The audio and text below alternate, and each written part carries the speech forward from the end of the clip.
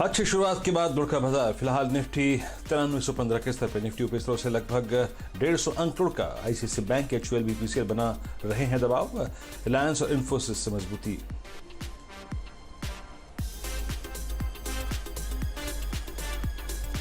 लगातार 5वें दिन की तेजी के साथ बाजार का बादशाह बना रिलायंस। बड़ी ब्लॉक डील के बाद शेयर में तेजी, लाइफ टाइम हाई के बेहद नजदीक पहुंचा शेयर।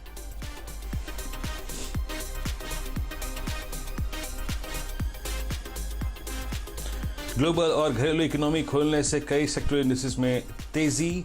आईटी 2% तो ऑटो इंडेक्स में करीब 4% की तेजी। हीरो मोटोकॉर्प, टाटा मोटर्स और मारुति जैसे शेयरों में करीब 4 से 5% का उछाल।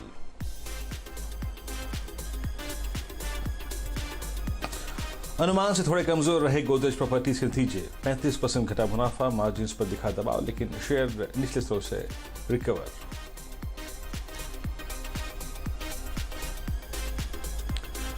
आवास की एक्सक्लूसिव खबर के बाद रियल्टी शेयरों में जोरदार मजबूती। रियल एस्टेट सेक्टर में जान फूंकने के लिए कदम उठाने की तैयारी में सरकार। सस्ती ब्याज दरों पर होम लोन देने की स्कीम फिर हो सकती है शुरू। सीएनबीसी आवास की एक्सक्लूसिव।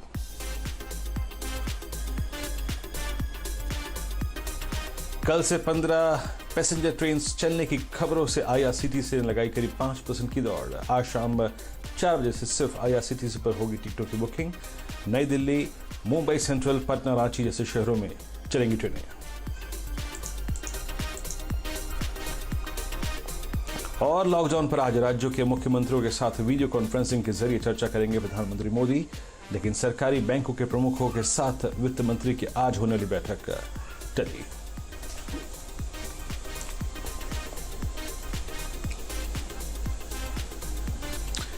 नमस्कार, आप देखें फ्यूचर एक्सप्रेस। मैं हूं वीरेंद्र कुमार और इस कार्यक्रम में हमारे साथ आज मौजूद रहेंगे के सुब्रा आपके प्रश्नों के जवाब देने के लिए और साथ ही साथ निफ्टी, बैंक निफ्टी, उनके स्टॉक फ्यूचर्स और ऑप्शंस पे बातचीत करने के लिए। निफ्टी लेके आइए आपकी स्क्रीन पर लगभग ट्रेड कर रहा है 9324 और निफ्टी बैंक है 19255। मैं आपको 3 चीजें बताता हूँ इस वक्त का क्रक्स क्या है। इस वक्त का क्रक्स ये है कि डाउ फ्यूचर्स जो कि सुबह करीब 100-150 पॉइंट ऊपर थे, वो अब सिर्फ 50 पॉइंट ऊपर हैं, लेकिन 30 अंक ही ऊपर रह चुके थे एक बार, तो वहां से रिकवर हो रहे हैं। जहां तक निफ्टी और बैंक निफ्टी की बात है, निफ्टी और निफ्टी बैंक ने दोनों इंडेक्सेस ने अपनी बाउंड्रीज को टच कर लिया है। मॉर्निंग हाई था, याद रखिए 9450। टफ रेजिस्टेंस क्या था सुबह, कहां एग्जिट की राय दी गई थी, 9400, 9420, 9450। उस बाउंड्री को छू लिया और नीचे 9300 की बाउंड्री को भी छू के आ चुका है। निफ्टी बैंक 19200 को भी और 19800 को भी, ये भी अपनी दोनों बाउंड्रीज को छू के आ चुका है। पर याद रखिएगा एक चीज जो इस बाजार में काफी अच्छी खासी हो रही है इस वक्त, और वो है ये जो लॉकडाउन के फेज मैनर में खुलने की जो बातचीत हो रही है और जो हो रहा है, उस क्रम में ऑटो इस वक्त सबसे स्ट्रॉन्ग तरीके से बिहेव कर रहा है। तो strength of the market is exactly auto, Reliance, bank Nifty अगर आप देखें इस वक्त डिसाइसिवली बैकफुट पे, लेकिन इंडेक्सेस अपनी बाउंड्रीज को टच कर रहे हैं। सुबह से व्यू लेंगे, लेकिन पहले लेके आइए ऑप्शन के स्टैट्स। निफ्टी के जल्दी जल्दी अगर आप देखें ऑप्शंस के स्टैट्स लेके आइएगा। 6 स्लाइड्स निफ्टी के और निफ्टी की बैंक की 6 स्लाइड्स। देखिए आज सुबह लगभग 10:30 से लेकर 10 यानी 10 से 10:30 के बीच में एक चीज अच्छी थी कि 9300 पे पुट राइटर आके खड़ा हो गया था। एक समय 9300 की पुट का आउटस्टैंडिंग वाई करीब 15 लाख का हो गया था। वो इंडिकेट कर रहा था कि might be under the impression of US market, जिस प्रकार की स्ट्रेंथ वहां पे है, हम ऊपर जाने की कोशिश करेंगे। लेकिन वो ओआई जो है वो घट के अब करीब 12.5 लाख का रह गया है। तो पुट में, लेकिन याद रखिएगा 9300 की पुट एक बहुत स्ट्रॉन्ग इसके बेस होने का एक रिफ्लेक्शन है। ऊपर कॉल राइटर्स कहाँ हावी है, देखिए अगर आप स्क्रीन पे कंपैरिजन करें 9300 put option buildup, 9200 put option buildup versus 9400, 9500, तो आपको लगेगा कि एक गुंजाइश 9450 और 9480 की बन रही है, क्योंकि आउटस्टैंडिंग वाई 9500 की कॉल पे ही ज्यादा है। तो क्या 9300 की डिप को बाय करना चाहिए, पूछेंगे प्रश्न। और अब आइए आप निफ्टी बैंक पे। निफ्टी बैंक भले ही बहुत कमजोर हो, लेकिन याद रखिए जो मैंने बात कही अभी, हमने दोनों बाउंड्रीज को टच कर लिया है।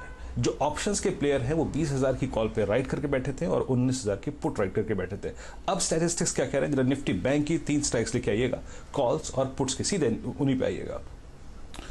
19,254 पे ट्रेड कर रहा है। मॉर्निंग लो रहा करीब 19,187 का। अगर आप 6 स्ट्राइक्स को देखें तो 19,000 पे 437 का आउटस्टैंडिंग वाई, दैट्स गुड। 19,000 एक स्ट्रॉन्ग सपोर्ट है, लेकिन अगर आप देखें तो 20,000 पे 6,65,000 कॉल खड़ी हैं, यानी वो एक टफ रेजिस्टेंस रहेगा। यानी हमारे पास खेलने के लिए अभी भी रेंज कायम है। सुब्रा, गुड आफ्टरनून कार्यक्रम में स्वागत है। और पहले आपकी प्रतिक्रिया जानना चाहूँगा निफ्टी और निफ्टी बैंक पे आप क्या करेंगे। सुब्रा, एक चीज़ मैं जो और जोड़ना चाहूँगा यहाँ पे, अब थोड़ा सा हम अलग तरीके से बिहेव कर रहे हैं वर्सेस अगर आप देखें rest of the markets, specially US markets. तो इस डाइवर्जेंस को आप कैसे प्ले करना चाहते हैं और आप निफ्टी पे इस वक्त क्या करेंगे? Good afternoon Viren. अभी जो माहौल है, हम जो फ्राइडे को भी देखे थे और आज भी देख रहे हैं, जहाँ पर हम गैप अप देख रहे हैं और ऊपर के स्तर से वहां से हम फिसलते हैं और 9,400 450 इसके आसपास डेफिनेटली ऑलमोस्ट एक गिवन ट्रेड है कि यहाँ से सेलिंग करके चले।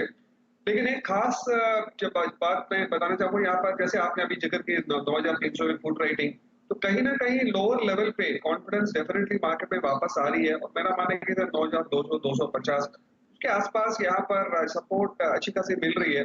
तो मेरा मानना है कि कॉशियस स्टांस लेके अपवर्ड बायस में रख रहा हूँ और यहाँ पर क्योंकि यहाँ पर ऑलरेडी इतनी वॉलेटिलिटी देख रहे हैं, मैं कवर्ड कॉल का सहारा लेता हूँ यहाँ पर निफ्टी का, क्योंकि जो भी यहाँ पर रेंज बोर्ड ट्रेड देखते हैं रोज का रोज, वहां पर एक टाइम वैल्यू का एक फायदा मिलेगा। तो यहाँ मेरा मानना है कि शायद एक फ्यूचर्स खरीद के चले। 9,400 स्ट्राइक का कॉल जो आई थिंक लगभग 100 के आसपास ट्रेड कर रहा है, उसको बिकॉली करके चले।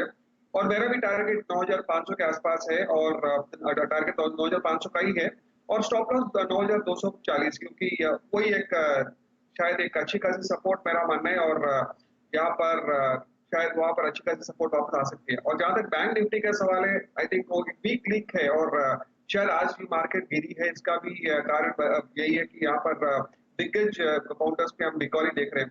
लेकिन यहाँ पर भी मेरा मानना है कि शायद 19,000 के नीचे जैसे ही जाते हैं थोड़ी शॉर्ट कवरिंग आने की संभावना है। तो करंट लेवल पे शायद मैं न्यूट्रल स्टांस लूंगा, लेकिन अगर जिनको लॉन्ग ट्रेड लेने का है, शायद 18,900 इसके आसपास थोड़ा कंजर्वेटिव अगर चले तो उसका पुट रेटिंग करके चले, क्योंकि वहां उसके नीचे ज्यादा फिसलना मेरा मानना है कि शायद थोड़ा मुश्किल है। तो ऐसा स्टांस लेके चल रहा हूँ, शायद पुट रेटिंग नीचे 200-300 पॉइंट नीचे पुट रेटिंग करके उसका फायदा उठाए। जहां पर बाउंस है तो वो प्रीमियम मतलब वहां पर टाइम वैल्यू का मतलब डिप्लीट होने की फायदा ले सकते हैं। तो एक अच्छी स्ट्रैटेजी बन सकती है आई थिंक। एंड वो वहां पर भी मेरा मानना है कि शायद लॉन्ग बायस लेके चलना चाहिए। ओके, चलिए इस बीच आपकी कॉल्स दीजिए सुब्रा, आपके कौन कौन से ट्रेड्स हैं आज के? जी, पहला ट्रेड मेरा इन्फी पे है। अगर आप देखें तो लास्ट वीक से हम लगभग 3-4 दिन से आई थिंक एक सेक्टर है जहां पर एक पॉजिटिविटी वापस आ रही है। एचसीएल टेक लीजिए, टीसीएस देखिए, इन्फी देखिए, यहाँ पर और बीटी अगर आईटी के भी इंडेक्स चार्ट भी देखें तो आई थिंक ये आउट परफॉर्मेंस की तरफ कहीं ना कहीं इंडिकेट कर रही है। और यूएस मार्केट में भी देखें तो नैस्डैक में अच्छी खासी आउट परफॉर्मेंस देख रहे हैं, कंसिस्टेंट देख रहे हैं। तो मेरा मानना है कि शायद, और जहां पर रूपी भी वीकनेस है, तो ये एक सेक्टर है जहां पर आई थिंक मार्केट बेट कर रही है ऑन द लॉन्ग साइड। और इसके चलते मेरा मानना है कि शायद इनकी भी 690 का जो कॉल है 24 के आसपास ट्रेड करे, इस पे खरीदारी करके चले। और 45 का टारगेट और स्टॉप लॉस है 15। और दूसरा वीकनेस की तरफ झुके तो आई थिंक एक हैवेल्स इंडिया, अगर आप आज की मार्केट में देखें तो मार्केट में भले यहाँ पर हमने गैप ओपनिंग देखी, लेकिन यहाँ पर एक हैवेल्स पे क्रिटिकल लेवल 485-90 के आसपास वो अच्छा खासा क्रिटिकल लेवल ब्रीच हुए देखे, शॉर्ट बिल्डअप देखने को मिल रही है। तो मेरा मानना है कि शायद 480 का पुट लेके चल सकते हैं जो 25 के आसपास ट्रेड कर रहा है। टारगेट 50 और एक स्टॉप लॉस 12। और एनबीएफसीज कहीं ना कहीं इसको इग्नोर नहीं कर सकते, क्योंकि कहीं ना कहीं इसमें एक्सपेक्टेशन बिल्डअप होती है, फिर यहाँ पर गिरावट आती है। फिर भी मैं एक ट्रेड ले रहा हूँ चोला फाइनेंस, यहाँ पर ओपन इंटरेस्ट अच्छी खासी देखने को मिल रही है। खरीदारी करके चले 158 का टारगेट और स्टॉप लॉस 145। चलिए सुब्रा, आपसे भी मैं बातचीत और करूंगा। और याद रखिए आज सीएनबीसी आवाज़ पर हम मदर्स डे सेलिब्रेट कर रहे हैं। आपको याद होगा 10:30 पे हमने विनाती ऑर्गेनिक्स की मैनेजमेंट से बात भी की थी। और इसी क्रम में अब एक बातचीत और शुरू करते हैं। हमारे साथ आज प्रभुदास लीलाधर की जॉइंट एमडी अमीषा वोरा जी मौजूद हैं। अमीषा जी नमस्कार, वीरेंद्र बोल रहा हूँ और बहुत दिनों बाद आपसे बातचीत हो रही है आज, और एक बहुत बेहतरीन उपलक्ष्य में। और वो उपलक्ष्य शायद आपके लिए महत्वपूर्ण है, मेरे लिए, पूरे समाज के लिए, इंडस्ट्री के लिए, क्योंकि वही हम सबको आगे बढ़ाता है, और वो है मदर्स डे। आपके लिए इसकी इम्पोर्टेंस और आप आज अपनी मदर को कैसे याद कर रही हैं, और उनका सबसे बड़ा मैसेज जो आज आप हमारे साथ शेयर करना